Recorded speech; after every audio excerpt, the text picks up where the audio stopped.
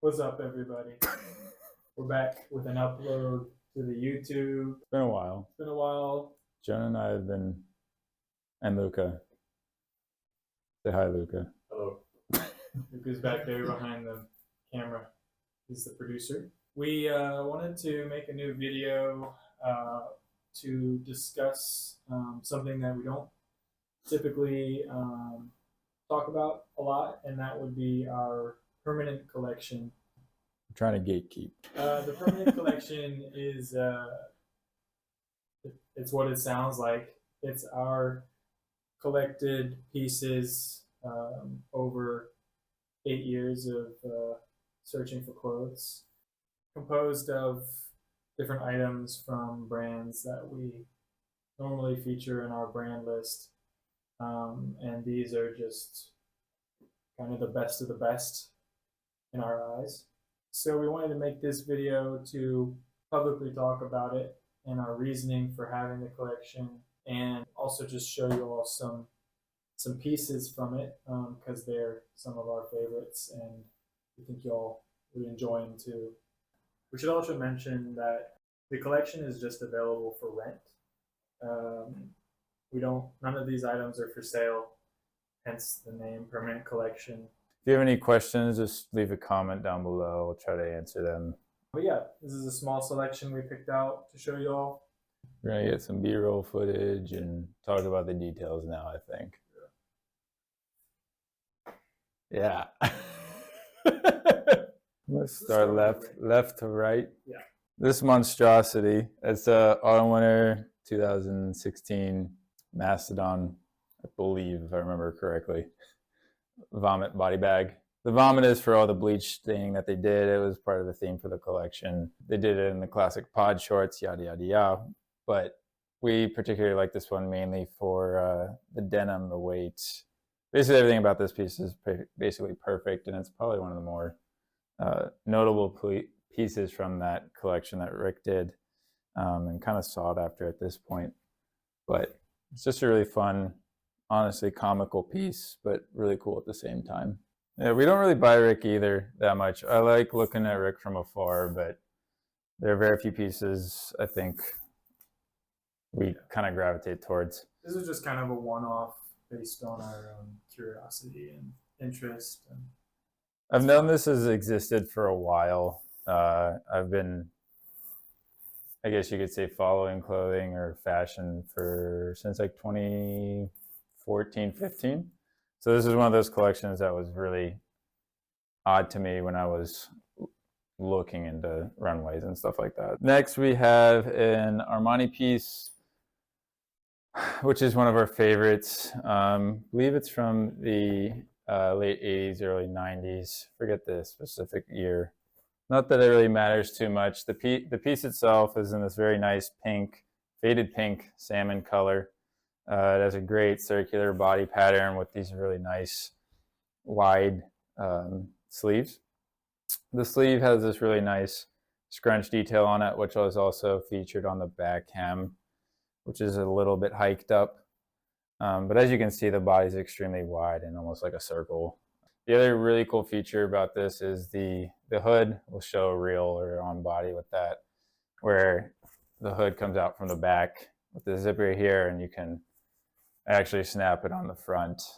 Again, it's just one of those pieces where the cut is really nice, the color is really nice, the fabric's great, and then it has that nice like functional detail to it that, you know, is functional. We're gonna coin the term functional. yeah, it's just one of those Armani pieces we love. We had a blue one at one point as well. The hood is also in a different fabric. It's in a coated nylon, which gives it a really nice textural element to it. Yeah. That, you know, can either go really right or really wrong depending on what you use, in my opinion. Like, it could either make or break a piece, and I think they did a really good job picking that color. Mm-hmm. If they chose the wrong color, it would have just made the piece not as good. Next, we have this Girbaud piece from the 80s. This is one jacket we featured before. Kind of one of the earlier ones we picked up ourselves. It's just one of those like quintessential Girbaud pieces that shows off the functionality. But I think in particular about this one, we just liked the materiality and the colors just kind of sealed the deal for us. It's one of those pieces that just sums up everything that we personally like about Girbaud and why it was good in the 80s. Faux layering, double layered pieces, modularity, multiple ways to wear the piece, stuff like that. And it's from the clothesline. Yeah, the clothesline was their best design stuff along with the best materials that they had. So that takes care of the Girbaud stuff, and we can jump into this pair of Vexed Tornado denim. At least that's what we like to call it. Basically, you can unsnap it here, and it unzips all the way down. There are certain Vexed pieces I just think are really cool or hard to come by, and it's just kind of a fun, interesting idea that you don't really see too often, and this kind of ticks all those boxes. Sadly, it is a little small, but I think the general idea and concept is really what the cool thing about the piece is. So next, we've got a couple Katharine Hamnett pieces. This is a recent acquisition. This is an 80s military jacket that is padded. It's made of a very high density cotton twill or sateen. This is one of our favorite jackets that she made in the 80s. Features a super cropped and tight hem, and then it's just characterized by this huge voluminous body, which is typical of her. And the padding in this jacket just really shines. It makes the sleeves sit really well. And then it has all the normal features that she's known for, which is big cargo pockets, this stitched down button lapel, and then we really like these sort of epaulettes that she does that have a similar stitching theme. Back button to create like really cinched waist. The back's kind of interesting because it has this trucker western type of paneling going on with the back yoke a little bit, or more like a trucker yoke in the back, which is a little odd. And then the front is obviously more military inspired. This is also unique because we've never seen one without the collar. Yeah, the seller said he got it from Hamnett directly, and that's how the collar came. Who knows if that's actually true or not? But who knows? But it's definitely unique for that reason. It's everything we like about Hamnett, which is basically padded cotton jackets. So moving on, this is not a padded jacket, but we need to make this padded.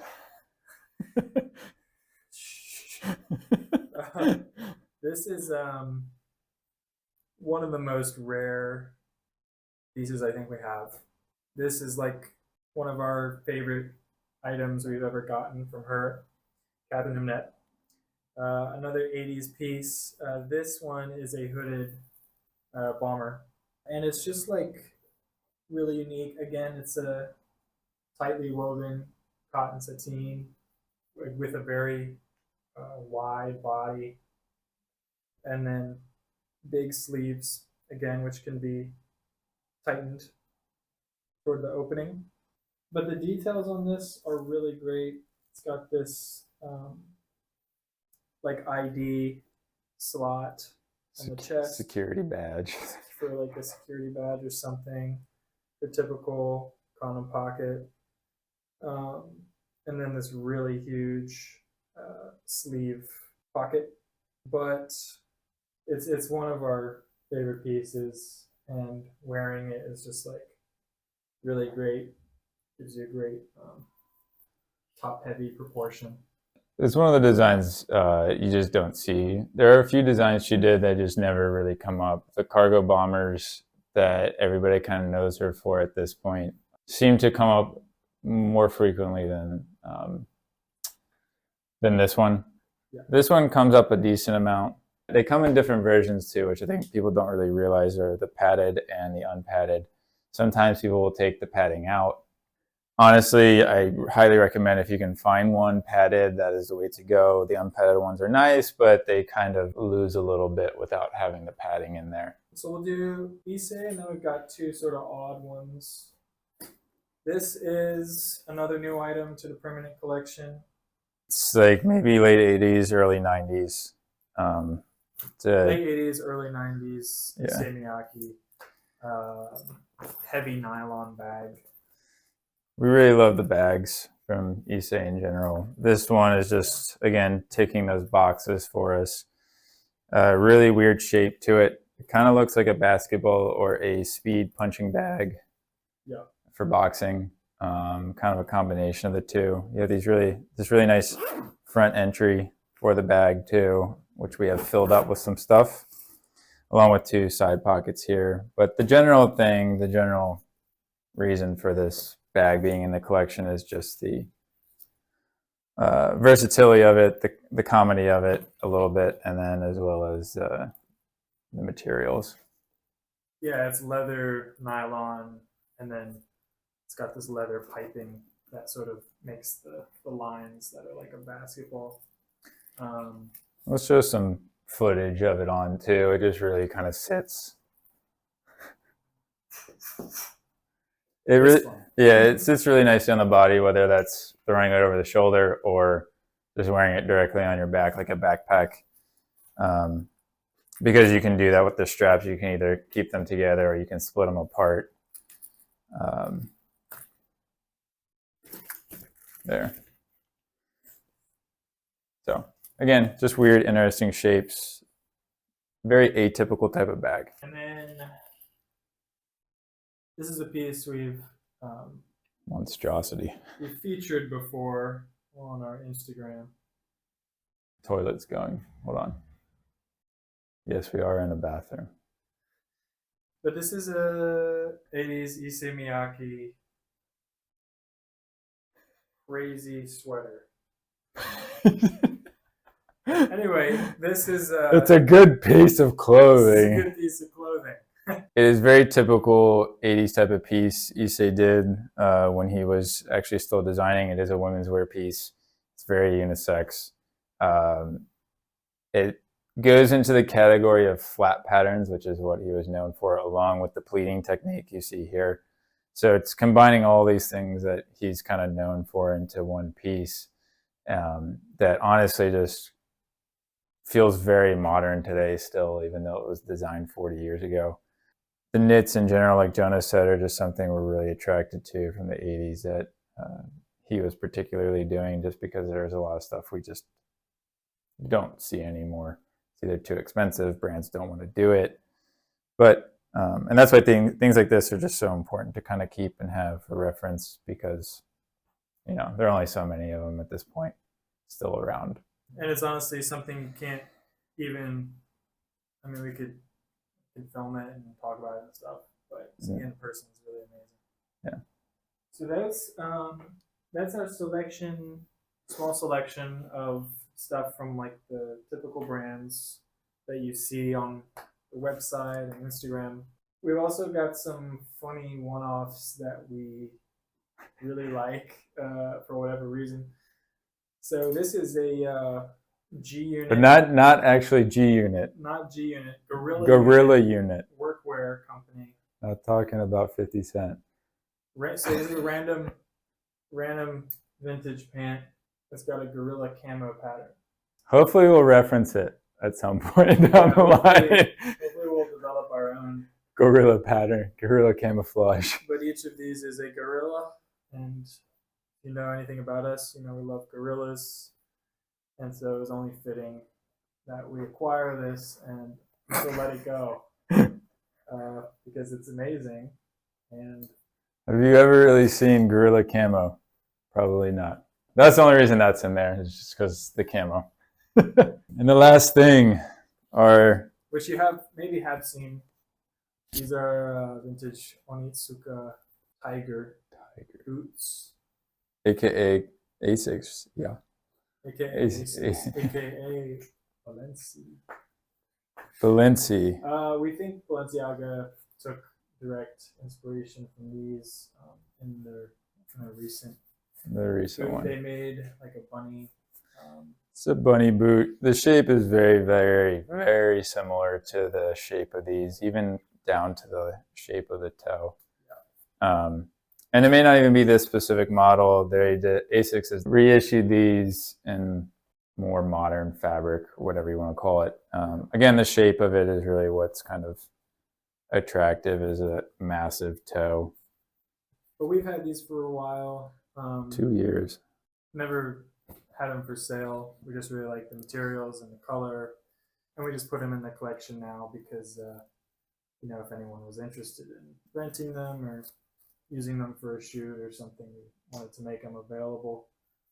These are also an example of like the referencing that goes on in the industry, as many people know by now. I mean, almost everything is referential. So we just wanted to highlight those as what seems to be a reference for a brand. Yeah, that's what we do. So it's what we do. But anyway, I think that's about it. Let us know if y'all have any questions. Hit our line about inquiries. But yeah, I hope y'all enjoyed looking at these things that we have. Yeah, because people like to look at things. I don't know why you'd like to listen to us. Yeah, we're not really good at talking to the camera. We're just...